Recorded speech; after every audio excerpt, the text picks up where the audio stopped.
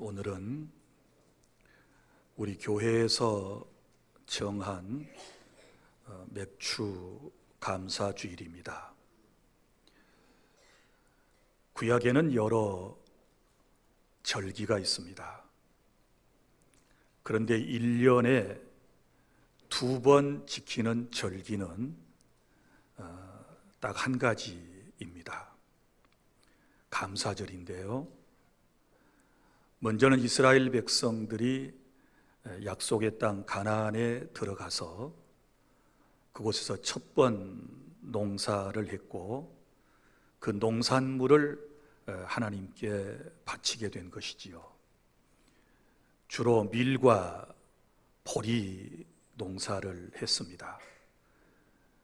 그래서 우리가 맥주라고 할 때는 우리는 보리가 더 많기 때문에 아마 번역을 할 때 맥주절 혹은 맥주감사절 이렇게 표현을 한 것 같습니다. 그리고 연말이 되면 여러분이 잘 아시는 추수를 하고 드리는 감사절이 또 하나 있습니다. 자, 성경에 보면 이스라엘이 해방받은 유월절도 한 번입니다. 1년에. 그리고 새해를 알리는 나팔절도 1년에 한 번입니다. 그런데 감사절만큼은 1년에 2번 지키라고 하신 하나님의 뜻이 무엇일까요? 우리에게 감사를 하나님께서 원하시는 것이지요. 나는 오늘 맥주 감사 주일을 통하여 우리 주 안의 모든 성도들이 그리고 이 말씀을 듣고 있는 모든 주님의 백성들이 감사 신앙을 회복하였으면 하는 그런 바람을 갖습니다.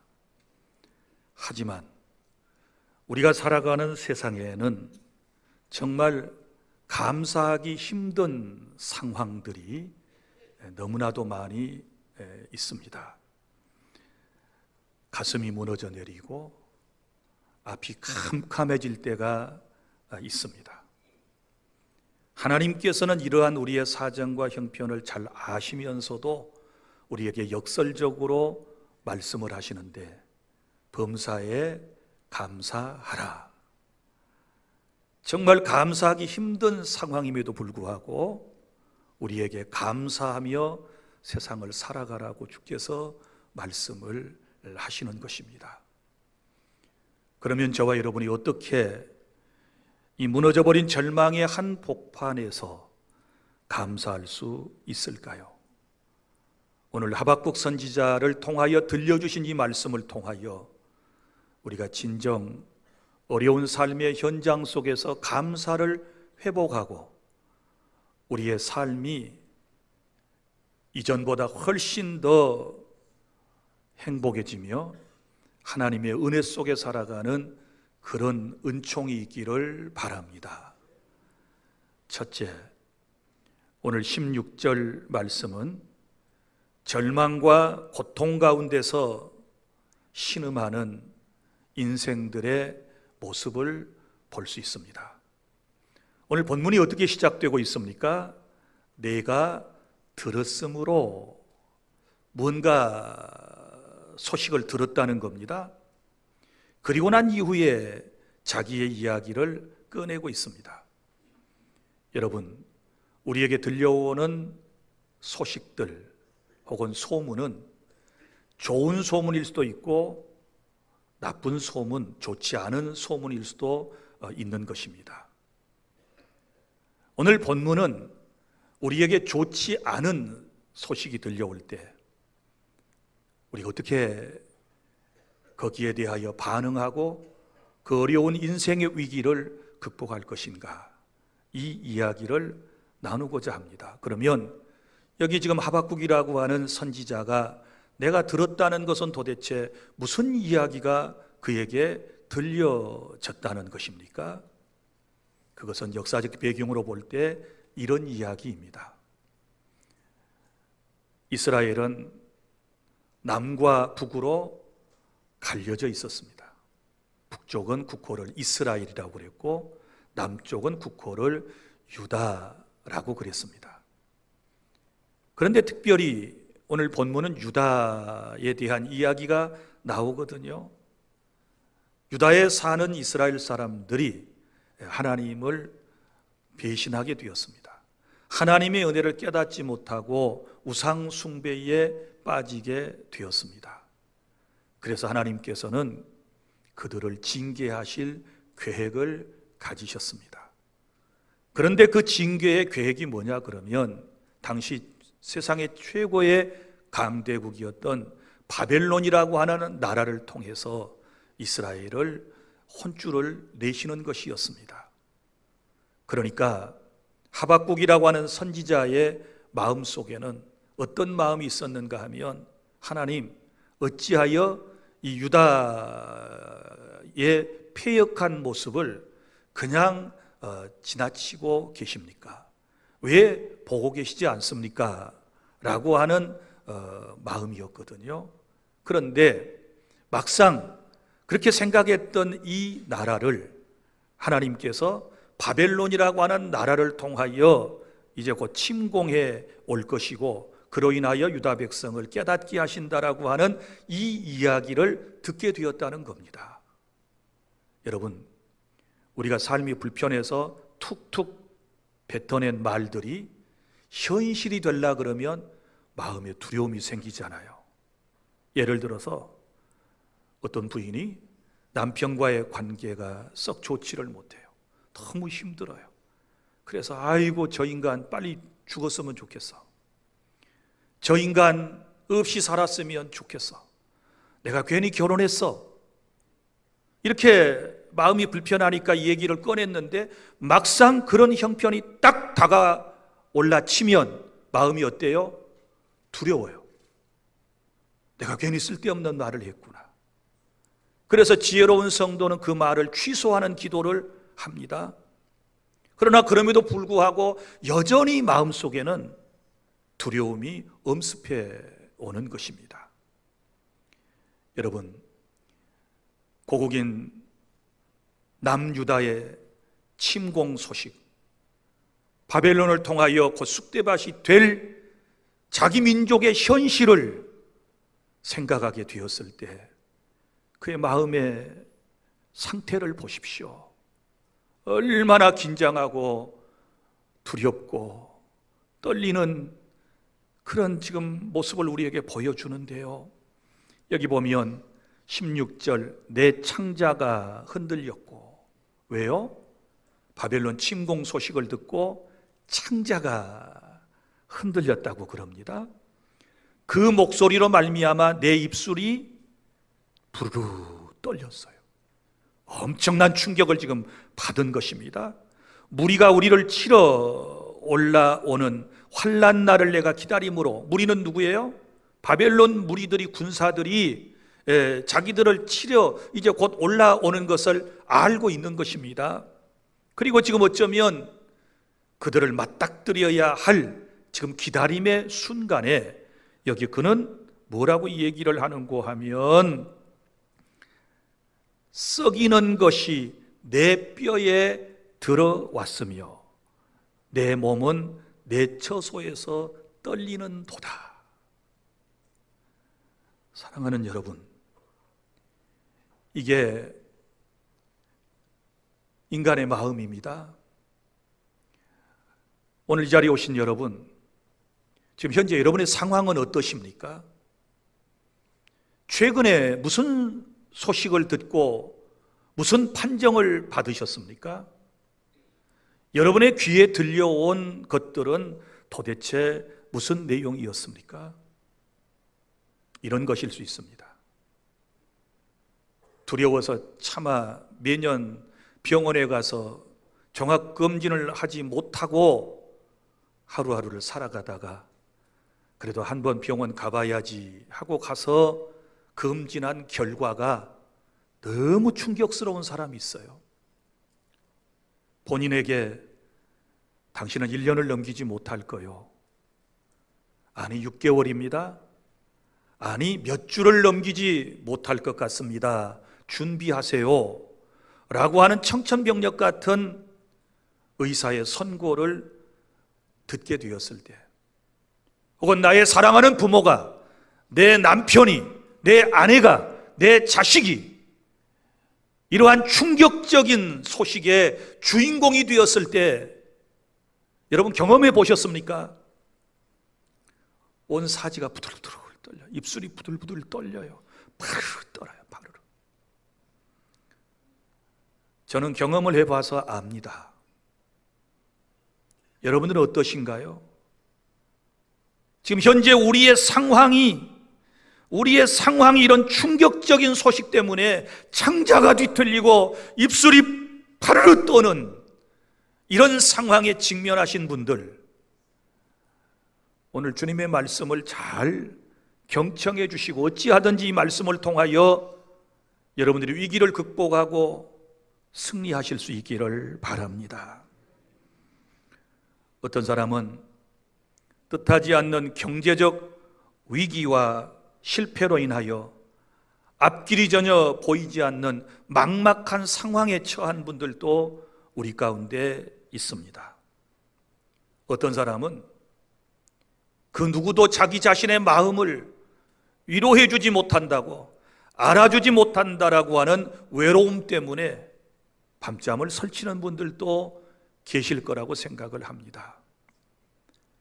한 가정에 시집 와서 20년, 30년, 아니 50년, 60년 동안 그 가정을 일궈보려고 현모양처로서 최선의 삶을 살아냈음에도 불구하고 가족들로부터 인정을 받지 못하고 외면받는 외톨이 존재라는 마음이 마음속에 불쑥 들어왔을 때 인간은 외로움을 타게 되는 것입니다.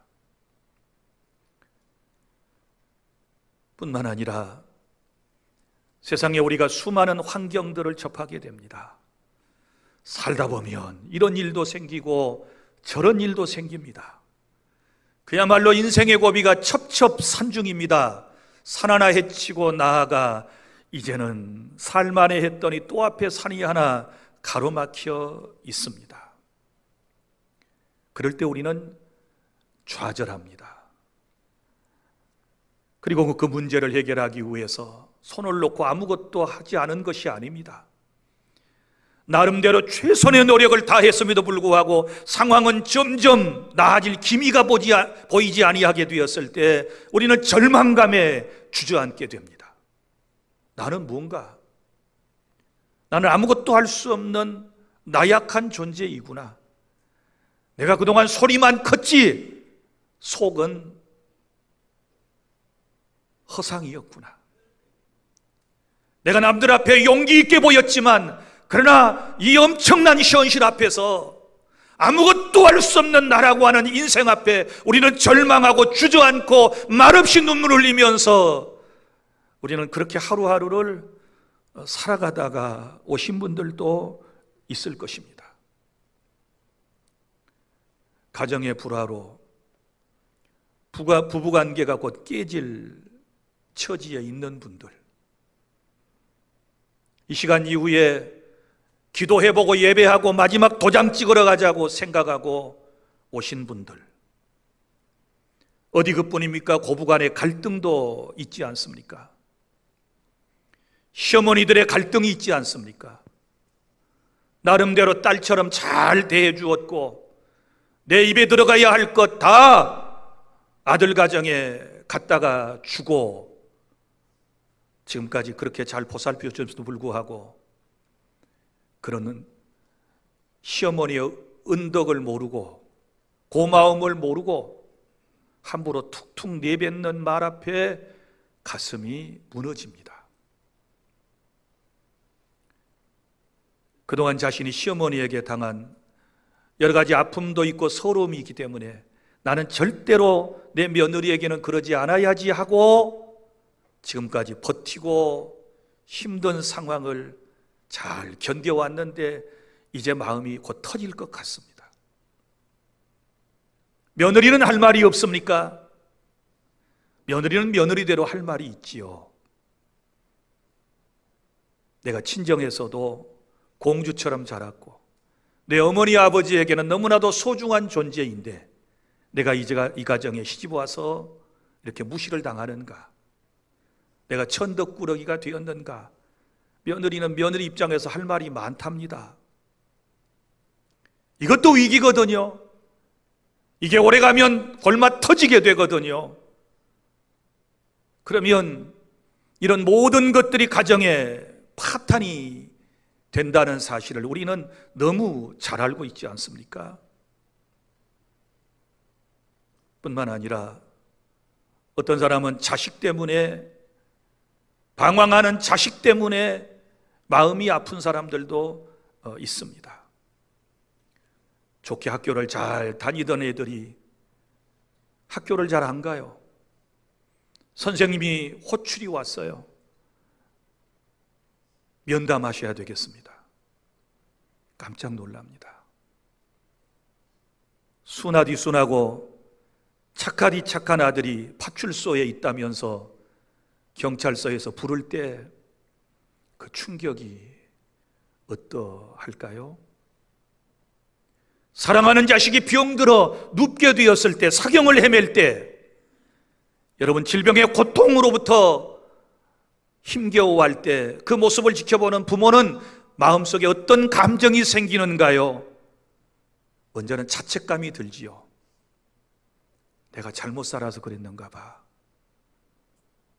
내가 부모로서 올바로 살지 못해서 자식이 이런 어려움을 겪는가 봐. 이건 내 죄값 아닐까? 이렇게 생각하면서 마음속에 또 여러 가지 생각들이 들어옵니다. 그리고 절망의 나락에 계속 빠져들게 되는 것이 우리의 인생의 삶이 아니겠습니까? 여러 가지 어려운 상황을 벗어나려고 나름대로 발버둥을 치며 노력을 다했음에도 불구하고 여전히 상황은 나아지지 아니할 때 우리는 깊은 한숨을 쉬고 더 깊은 골짜기로 빠져들어가는 경험을 하는 인생들입니다. 이런 모습들이 제대로 해소되지 않게 되면 우리에게 찾아오는 것이 무엇일까요? 슬픔이 찾아오지요. 마음이 슬퍼집니다. 우울한 감정을 갖게 됩니다. 남몰래 눈물을 많이 쏟아야 할 시간을 갖게 됩니다. 그러다가 분노합니다. 화가 납니다. 짜증이 납니다. 그래서 누구에겐가 막 퍼부서대야, 할 말을 다 하고 살아야 숨통이라도 터질 것 같아서 막 이 말 저 말을 해야 됩니다. 그러는데 여전히 우리의 마음은 편치 않습니다. 그리스도인들은 그렇게 하고도 마음이 여전히 편치 않습니다. 오히려 더 뭔가 답답하고 오히려 자기 자신의 부끄러움을 느끼면서 우리는 하나님의 은혜를 갈망하게 되는 것입니다. 그러다가 사람을 원망하지요. 주변의 사람들을 원망하기 시작합니다. 누구 때문에? 엄마 때문에, 아들 때문에, 아빠 때문에, 자식 때문에, 손자 때문에, 할머니 때문에, 교회 누구 때문에, 누구 때문에 이러면서 사람을 원망하기를 시작하다가 이게 도가 이제 넘어가면 하나님께도 섭섭한 감정을 드러내지 못합니다. 드러내고 맙니다. 하나님께도 서운한 거예요. 아니, 하나님이 살아계시다면, 하나님이 내 편이시라면, 하나님이 정말 나를 위하신다면 어찌하여 내 삶에 이런 어려움이 옵니까? 이런 고통스러운 삶이 계속되고 있습니까? 심한 신앙의 갈등이 우리 안에 느껴질 때가 있습니다. 심지어 이 세상을 포기하고 싶은 마음이 불쑥불쑥 찾아들 때도 있습니다. 그것만이 이 문제를 해결하는 방법이라는 극단적인 결론을 내리고 해서는 안 될 선택을 하는 이런 우리의 이웃들도 있다는 것을 우리는 잘 알고 있고, 우리 가운데 어떤 사람은 그런 지경에까지 오신 분들이 지금 계시리라고 생각을 합니다. 여러분, 이럴 때 어떻게 해야 될까요? 이런 상황에서 어떻게 해야 우리가 살 수 있을까요? 어떻게 하면 숨이라도 크게 쉬고 마음이 편해지며 얼굴은 밝아지며 하나님이 기뻐하시는 복된 삶을 살아갈 수가 있을까요? 오늘 주님께서 우리에게 들려주신 말씀 두 번째는 눈물의 골짜기에서 감사의 믿음을 선택하시기를 바랍니다. 하박국 선지자는 절망의 가장 깊은 곳에서 믿음으로 찬송을 부르기를 시작합니다. 그의 노래를 들어보실래요? 19절입니다. 우리 다 함께 낭독합니다. 시작. 비록 무화과나무가 무성하지 못하며 포도나무에 열매가 없으며 감람나무에 소출이 없으며 밭에 먹을 것이 없으며 우리의 양이 없으며 외양간에 소가 없을지라도 18절 나는 여호와로 말미암아 즐거워하며 나의 구원의 하나님으로 말미암아 기뻐하리로다. 아멘. 여기 17절을 보아주십시오. 여기 말씀에 보면 못하며로부터 시작되는 없으며 라고 하는 문구가 몇 군데나 나오는지 찾아볼까요? 자, 비록 무화과나무가 무성하지 못하며, 무화과나무가 무성하지 못하다는 말은 열매가 없다는 얘기지요. 없어요. 포도나무에 열매가 없어요. 감람나무에 소출이 없으며 밭에는 먹을 것이 없으며 우리에는 양이 없으며 외양간에는 소가 없을지라도 몇 가지가 없는 거예요? 6가지가 없는 상황입니다. 여러분, 먹을 양식도 아무것도 남은 것이 없는 암담한 절망적인 인간의 모습을 지금 말하고 있습니다. 여러분, 오늘날식으로 표현을 하자면 집안 살림살이가 모조리 빚더미에 압류를 당한, 그리고 한순간에 거리로 내몰린 그런 형편과도 같습니다. 채권자들은 들이닥치고 집안 물건은 빨간 딱지가 붙어 있고 모든 것이 경매로 넘어간 그런 절망적인 순간을 말하는 것입니다. 건강도 잃었고 물질도 잃었고 가정은 깨졌으며 마음은 고통스러운, 여러분, 완전히 무너진 나의 삶, 극한적인 절망의 삶을 지금 말하고 있지 않습니까? 이러한 상황에서도 하박국은 멋진 고백을 이렇게 하고 있습니다. 18절 나는 하박국이에요. 나는 누구로 말미암아? 여호와로 말미암아 뭐하며? 즐거워하며 내 구원의 하나님으로 말미암아 기뻐하리로다. 믿습니까? 뭐가 많아서 즐거워하는 게 아니에요. 뭐가 넉넉해서 즐거워하는 게 아니에요. 건강해서만 즐거워하고 기뻐하는 거 아니에요. 아무것도 없습니다. 아무것도 이루어진 것이 없습니다. 모두가 다 실패의 현장입니다. 그런데 그럼에도 불구하고 여호와로 말미암아 즐거워하며 내 구원의 하나님으로 말미암아 나는 기뻐하리로다. 할렐루야. 여러분, 어떻게 이런 절망의 한복판에서 이런 기쁨의 노래가 나올 수 있을까요? 세상의 눈으로 볼 때는 도무지 이해할 수 없는 그의 고백이지 않습니까? 그런데 여러분 보세요. 하박국의 마음속에서, 그의 영혼에서 이런 고백적인 찬송이 나오기까지 여러분 그냥 되어진 거라고 생각을 하십니까? 숱한 고민의 시간이 있었을 것입니다. 믿음과 의심 사이. 자, 계속 이런 상황에서도 하나님을 믿고 나아갈 것인가? 하나님은 살아계시다고 선포할 건가? 이런 상황에서도 하나님께 예배하는 자리에 계속 있어야 할 것인가? 마음속에 의심이 막 계속 들어옵니다. 하나님이 안 계신 것 같아. 하나님이 나를 사랑하시지 않는 것 같아. 내 신앙생활 헛것인 것 같아. 내가 그동안 신앙생활하는 시간들이 너무 아까워. 이런 믿음과 의심 사이에서 고민했지 않았겠습니까? 뿐만 아니라 감사와 원망 사이에서, 감사할 것인가 아니면 원망하고 살 것인가, 이 사이에서 치열한 갈등이 그에게 있었을 것입니다. 사실 하박국에 대한 이야기를 우리가 천천히 살펴보면 이 하박국이 처음부터 막 어떤 상황에서도 감사하고 하는 그런 사람 아니었습니다. 제가 하박국서의 내용을 쭉 1장부터 설명을 잠깐 드릴게요. 자, 하박국이라고 하는 사람은 유다의 선지자입니다. 이 하박국서는 1장, 2장, 3장으로 구성이 되어 있는 짧은 성경입니다. 그럼에도 불구하고 신약 성경에 아주 중요한 영향을 주었고, 그리고 또한 우리가 부르는 찬송가, 우리가 기도하는 내용, 그리고 교회에 붙여놓은 구호들이 전부 다 이 속에 있다는 사실을 아셔야 돼요. 그러면 1장에 보면 어떤 내용이 나올까요? 여기 보면 하박국이라고 하는 선지자가 1장에서 먼저 질문을 하는 내용이 나오죠. 여러분이 가진 찬송에 보면, 성경에 보면 1장에 하박국의 호소 이렇게 나오죠. 이게 질문이거든요. 그럼 이 질문의 요지는 뭘까요? 왜 불의한 유다에 하나님은 침묵하고 계십니까? 이 불의한 유다 정권에 왜 하나님은 침묵하고 계십니까? 이 질문이거든요. 그랬더니 5절부터 여호와의 응답이 와요. 그게 뭐냐 그러면 강대국 바벨론을 통하여 곧 이 악한 정권과 유다를 하나님께서 심판하시겠다라고 하는 응답이 왔어요. 그랬더니 이제 또 1장 중반부에서 하박국이 하나님 앞에 질문을 하는 것입니다. 하나님, 왜 악한 자를 더 사용하십니까?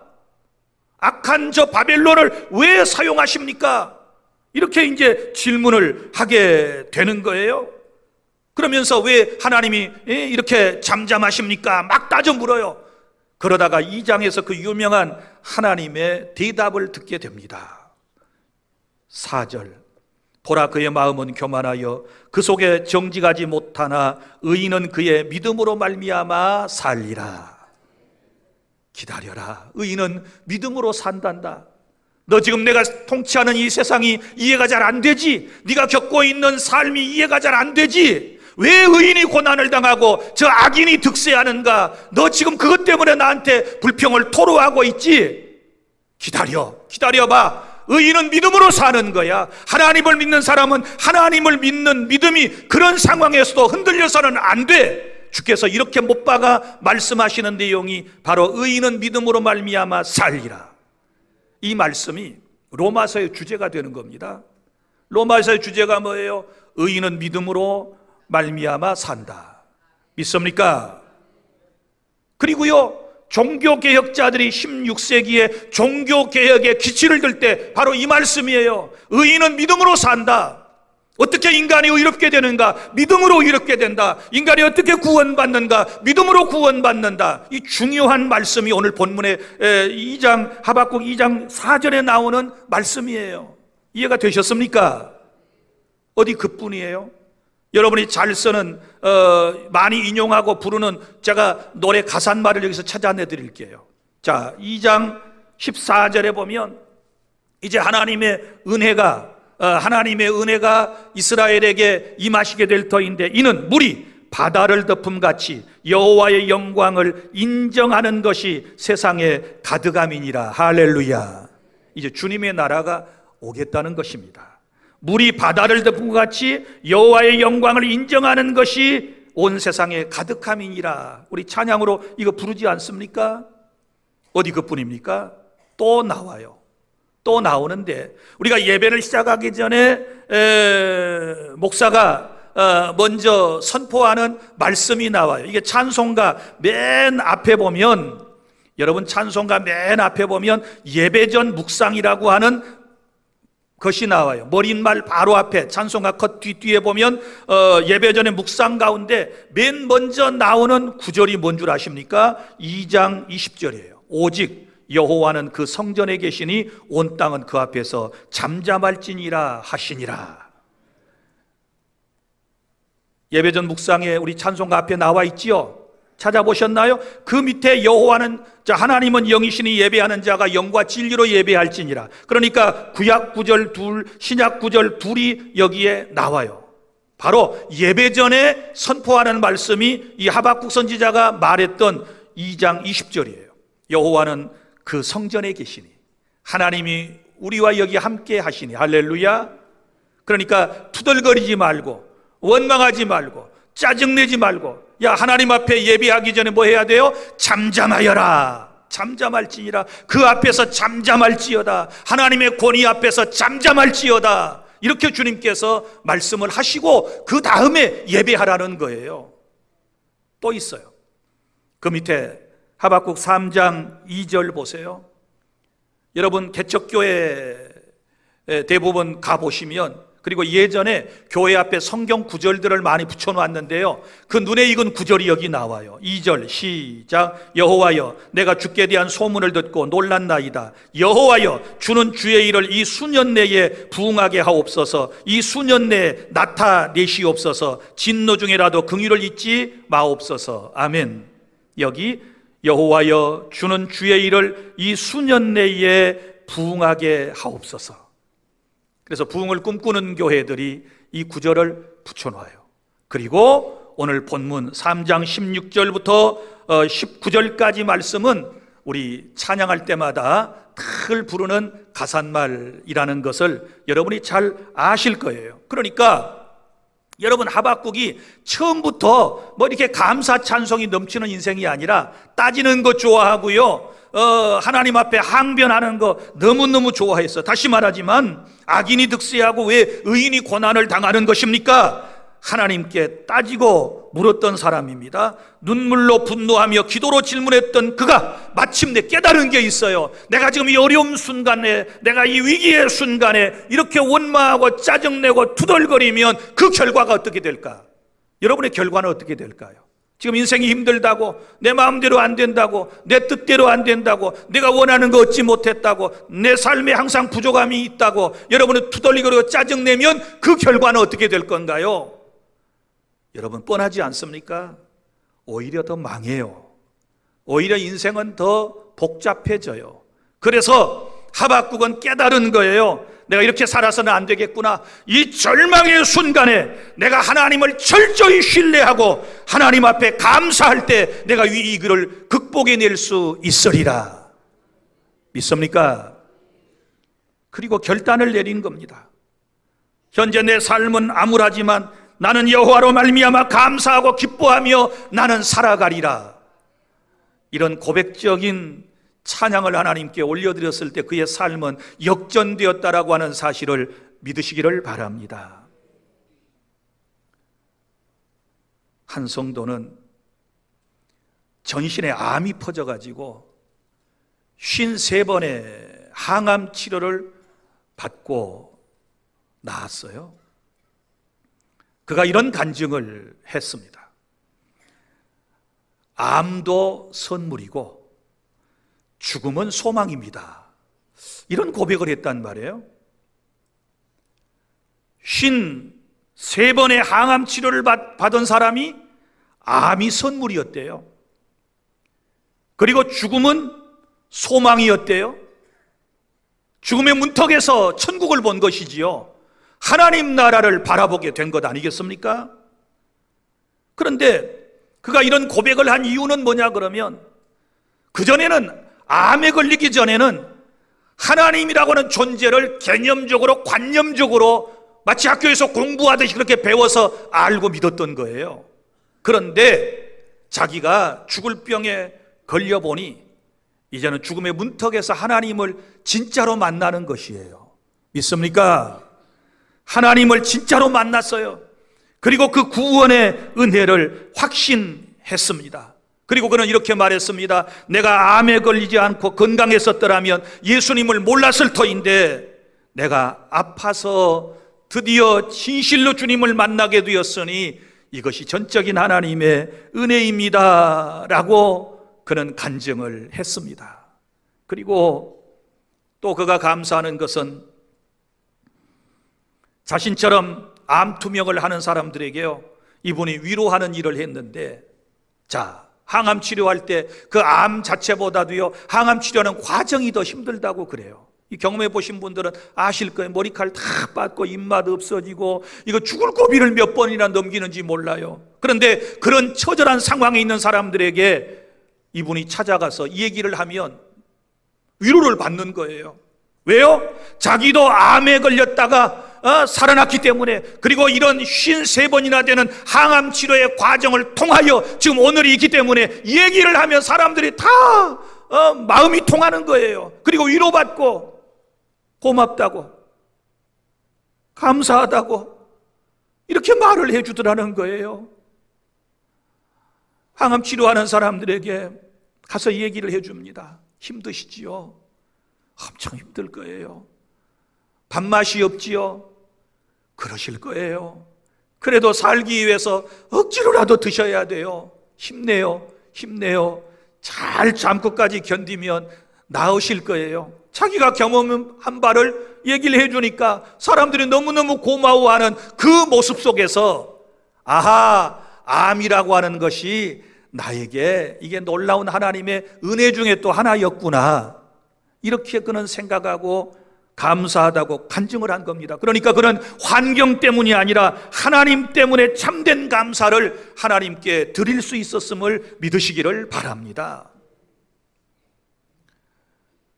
독일의 재무장관을 지낸 마르티 바텐이라고 하는 사람에 대한 글을 읽어본 적이 있습니다.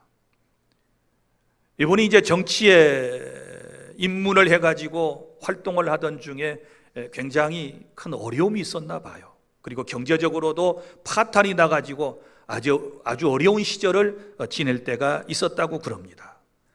한 번 어느 지방에 여행을 갔다가 돈이 없기 때문에 싸구려 이어관에 하룻밤을 묵게 되었는데, 아침에 일어나 보니까 자기의 구두가 사라져버리고 말았습니다.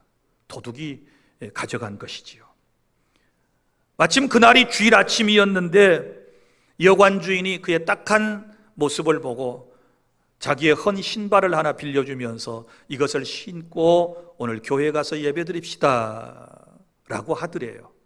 마음이 내켰겠어요? 신발도 잃어버렸는데 별로 내키지 않는 마음을 가지고 억지로 끌려서 예배당에 가서 예배를 드리는데 자기 앞에 예배를 드리고 있는 한 사람을 보았습니다. 이 사람은 두 다리가 없었습니다. 그런데 두 다리가 없는 사람이 눈물을 흘려가면서 찬송을 부르고 하나님께 감사하는 그 예배의 모습이 너무너무 아름답게 보이는 거예요. 그 모습을 바라보는 순간에 이 사람은 마음속에 부끄러움을 느꼈습니다. 저 사람은 신발을 잃어버린 정도가 아니라 두 다리를 잃고서도 저렇게 행복한 모습으로 예배하고 있는데, 나는 두 다리는 멀쩡하고 신발 잃고서 이렇게 원망하고 불평하고 있는가? 나는 신발을 다시 사면 신을 수 있지만 저 사람은 신발을 가져다 줘도 신을 발이 없는데도 불구하고 저렇게 하나님을 찬양하고 기뻐하고 있는데, 나라고 하는 존재는 무엇인가? 인생을 깨달은 거예요. 그리고 마음속에 결심했습니다. 그래, 이제부터는 날마다 하나님 앞에 감사하며 살리라. 날마다 내 인생은 감사다. 눈을 뜨면 감사, 눈을 감아도 감사, 무슨 일을 할지라도 나는 감사하며 하리라. 이렇게 결심하고 인생을 살아간 그의 삶 속에 하나님께서 놀라운 은총을 베풀어 주셨는데, 그의 어려운 모든 삶이 회복되어 마침내는 독일의 재무장관이 되었다라고 하는 간증을 읽었습니다. 할렐루야. 현재 삶을 믿음의 눈으로 바라보고 감사할 때 하나님은 우리의 삶을 역전시켜 주실 줄로 믿으시기를 바랍니다. 삶의 역전을 원하신다면 투덜거리지 말고 감사 또 감사 하실 수 있기를 바랍니다. 셋째, 이제 19절입니다. 하나님은 감사하는 자에게 힘과 소망을 주셔서 회복시켜 주시는 것입니다. 오늘 하박국의 감사를 보세요. 19절에 주 여호와는 나의 힘이시라. 누가 내 힘이에요? 주 여호와께서 나의 힘이 되신다. 시편 기자도 그런 고백을 했습니다. 나의 힘이 되신 여호와여, 내가 주를 사랑하나이다. 하나님이 나의 힘이 되신다고 고백하고 있고, 나의 발을 사슴과 같게 하사 나를 높은 곳으로 다니게 하시리로다, 이런 고백을 하고 있는데요. 이게 무슨 얘기입니까? 여호와 하나님께서 나에게 힘을 주시고 날쌘 사슴처럼 나를 높은 곳으로 뛰어다니게 해주시겠다라고 하는 말씀인 줄로 믿으시기를 바랍니다. 절망의 계곡에서 하나님께서는 그를 붙들어 올리셔서 높은 곳 위에 세우셔서 하나님께서 영광을 받으시겠다라고 하는 말씀인 줄로 믿으시기를 바랍니다. 저 바닥까지 내려갔던 인생이, 그 영혼이 하나님의 능력으로 다시 일어나게 된다, 다시 회복하게 될 거라고 하는 확신에 찬 고백인 줄로 믿으시기를 바랍니다. 사랑하는 성도 여러분, 절망 가운데서 부르는 찬송은 하나님의 새 힘을 공급받는 은혜의 통로가 될 줄로 믿으시기를 바랍니다. 그렇습니다. 감사하는 곳 능력인 줄로 믿습니다. 환경은 그대로일지라도 하나님을 바라보며 감사할 때 하나님은 절망을 극복할 수 있는 힘과 용기와 능력을 오늘 저와 여러분에게 허락해 주실 줄로 믿습니다. 하박국은 모든 것이 사라진 자리에서도 하나님 한 분으로 만족했습니다. 나는 하나님 한 분으로 기뻐하고, 나는 하나님, 나를 구원해 주신 그 하나님으로 인하여 나는 늘 기뻐하며 살아가리라. 할렐루야. 이런 은혜가 우리 모두에게 있기를 바랍니다. 밤이 가장 어두울 때는 새벽이 가까운 법이다. 이걸 우리가 놓쳐서는 안 됩니다. 절망의 밤중에 부르는 감사의 노래는 하나님의 큰 은혜를 체험하는 시간이 되는 것입니다. 사도행전 16장에 나오는 바울과 실라는 비록 감옥 속에 갇혀 핏소리가 돼가지고 착고로 매여 있을지라도 밤중쯤 되어 절망의 순간에 하나님께 찬송을 불렀더니 옥터가 움직이고 여러분 옥문이 열리고 묶여있던 착고가 풀어지고 자유의 몸이 되어서 그가 그처럼 원했던 간수를 구원하고 그의 가족을 구원하는 놀라운 역사를 경험했다는 사실을 믿으시기를 바랍니다. 성도 여러분, 말씀을 뵙습니다. 우리의 삶이 녹록하지 않습니다. 그러나 감사의 자리에는 언제나 하나님의 능력이 함께 하심을 믿으시기를 바랍니다. 절망의 순간의 원망불평보다는 감사를 선택하시기를 바랍니다. 아무 것이 없어도 나의 구원의 하나님은 여전히 나와 함께 하시고 이 세상을 다하는 그날까지 저와 여러분을 동행하시고 꼭 우리의 손을 붙들고 내 인생을 붙들고 인도해 주실 줄로 믿습니다. 이제부터 감사하며 살리라 결심하고 다시 한번 다짐하는 그런 복된 감사절이 되기를 바랍니다. 기도하겠습니다.